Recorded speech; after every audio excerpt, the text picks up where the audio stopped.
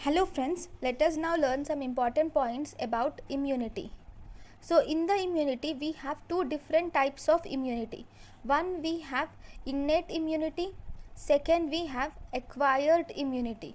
Innate immunity is the type of immunity which is which is present since birth, whereas acquired immunity is present after exposure to an antigen.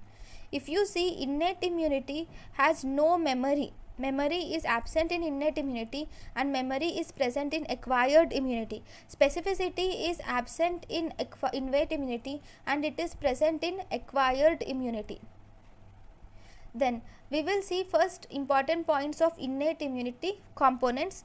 Innate immunity, first we have epithelial barriers, which includes skin and mucosa. Then once you reach, if the organism crosses the skin and reaches the blood, there will be neutrophils here, which are seen as innate immunity, which are neutrophils are seen. And then you might see a macrophage may be there. Okay, and third is all the complement pathway, especially the alternate pathway of complement system is an innate immunity. Then innate lymphoid cells are present. Innate lymphoid cells, natural killer cells and pattern recognition receptors are innate immunity. Then first we will see the NK cells. NK cells, we will see some important points about NK cells. NK cells are also called as large granular lymphocytes. Large granular lymphocytes because they are large with a nucleus and they are made up of small granules in the cytoplasm.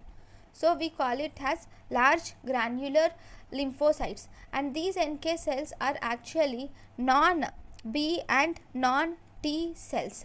They are MHC unrestricted cells and we also call them as null cells.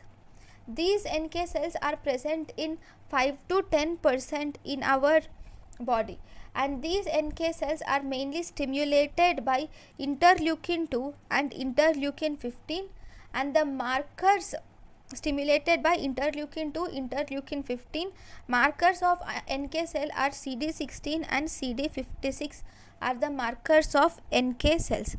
These CD16 and CD56 are receptors for IgG coated cells. Okay, so I will draw a picture of NK cell. So if you see, if this is the NK cell, so in this NK cell you will see the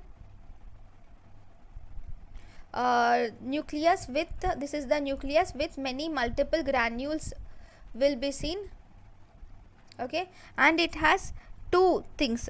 One, it has activating. Here on one side it has inhibitory end and on the other side it has activating end.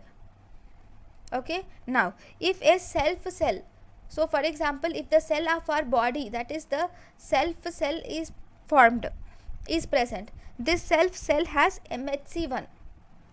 Okay, this MHC1 will, this inhibiting end will recognize this self cell and it will not cause its destruction.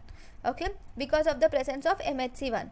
But if the cell is infected now, so if you see, if this is the activating end. Okay, now if the cell is infected, if this is the self cell and we have a virus inside the cell. Okay, now once there is virus inside the self cell, now MHC1 expression is decreased.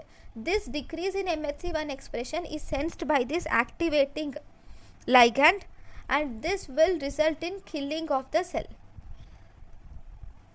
Okay, this activating ligand is given a name which is NKG2D ligand. Right, now we will see some important points about pattern recognition receptors. Pattern recognition receptors are of 4 types. They are toll like receptors, then we have C type lectin receptors, then we have Rig type receptors and nod like receptors are present. NOD-like receptors are present. Toll-like receptors, C-type lectin receptors, Rig-type receptors and NOD-like receptors are seen. Okay, so this T-like receptor is for the bacteria, okay, whereas T-type receptor for bacteria, C-type lectin receptor for fungus, Rig-type receptor for viruses. Okay, so T cell receptor will identify bacteria, C-type lectin receptor will identify fungus, Rig-type receptor will identify viruses. So if you see now, we have NOD. So first we will see T cell receptors only. In T, not toll-like receptors. In toll-like receptors, that is which will identify bacteria. So there are types of toll-like receptors. So toll-like receptor 2, it binds to gram-positive bacteria and tuberculosis. Toll-like receptor 3 will bind to double-stranded RNA and the virus. Toll-like receptor 4 binds to gram-negative bacteria. Toll-like receptor 5 will bind to toxoplasma.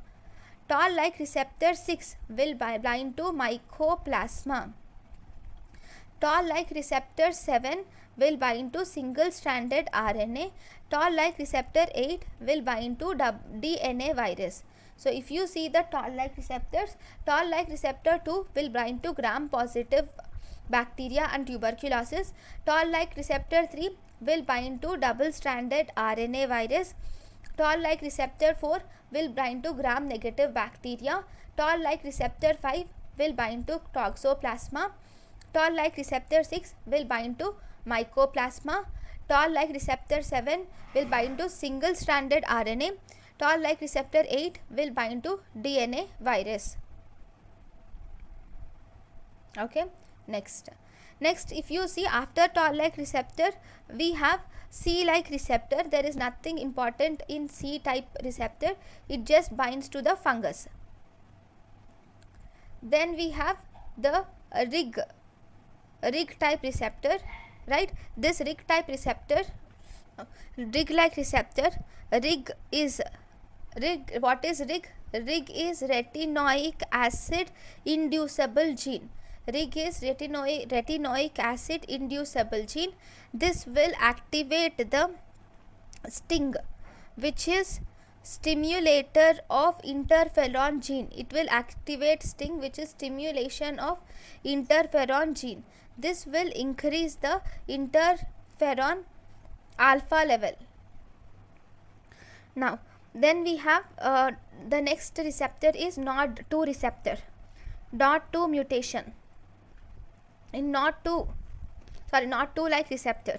In NOD2-like receptor, you will have to remember the mutations.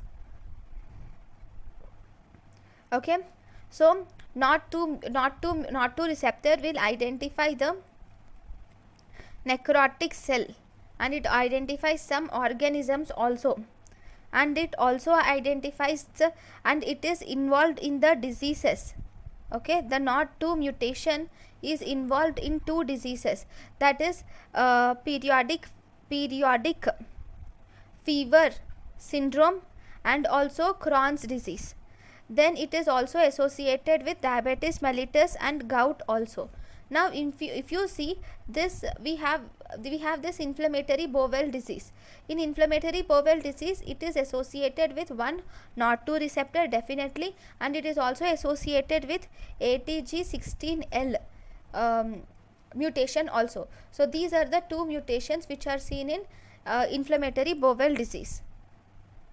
So this is about the innate immunity. Thank you guys for watching. In the next class we will learn about acquired immunity.